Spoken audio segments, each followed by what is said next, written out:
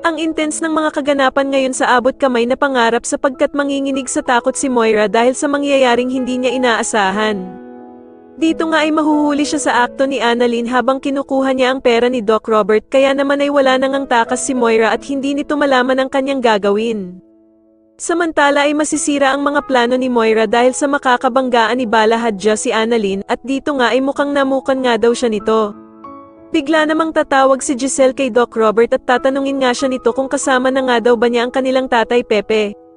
Pero sasagutin naman siya ni Doc Robert na hindi pa daw niya kasama si Lolo Pepe at nasa basurahan nga daw ito sa tapat ng pinto. Agad namang manlulumo si Giselle nang malaman niyang hindi pa din kasama ni Doc Robert si Lolo Pepe at hindi pa nga daw niya ito naliligtas.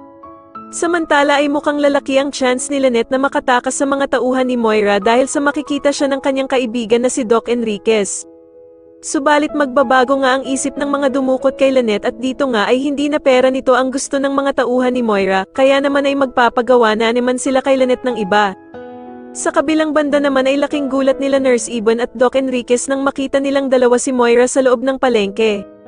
Dito nga ay magugulat silang dalawa at magtataka kung bakit nga daw nandoon ang bruhang si Moira. Manginginig naman sa takot si Moira at hindi nito malaman ang kanyang gagawin dahil sa wala na nga siyang takas sa pagkakahuli nila Annalyn sa kanya. Sa tingin niyo dito na nga kaya malaman nila Annalyn at Doc Robert na si Moira talaga ang totoong dumukot kay Lolo Pepe at makulong na kaya ang bruhang si Moira, mas lalo na nga talagang nagiging exciting ang mga susunod na kaganapan kaya naman ay mas lalo pa nating abangan ang mas lalong gumigandang abot kamay na pangarap. Maraming salamat po sa inyong panonood at sana po ay mas subscribe niyo ako. Maraming salamat po.